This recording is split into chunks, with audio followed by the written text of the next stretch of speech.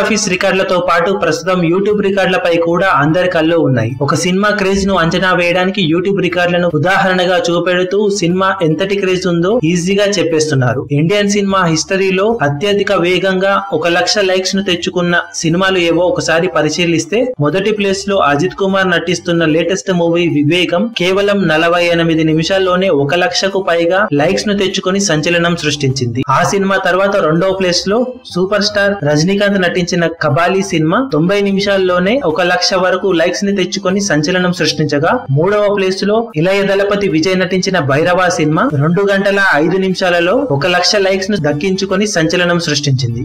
ఇక 4వ ప్లేస్ లో బాలీవుడ్ సూపర్ స్టార్ సల్మాన్ ఖాన్ నటించిన ట్యూబ్లైట్ సినిమా 2 గంటల 48 నిమిషాల్లో 1,00,000 లైక్స్ ని సాధించి టాప్ 4 ప్లేస్ ను దక్కించుకుంది. ఇక 5వ ప్లేస్ లో సూపర్ స్టార్ మహేష్ బాబు నటించిన స్పైడర్ సినిమా 3 గంటల 3 నిమిషాలలో 1,00,000 లైక్స్ ని దక్కించుకొని ఆల్ టైమ్ టాప్ 5 లో చోటు దక్కించుకుంది. ఇక మీదట రిలీజ్ అవుతున్న సినిమాలలో ఈ లిస్టులో టాప్ 5 లో చేరే సినిమా ఏదవుతుందో చూడాలి.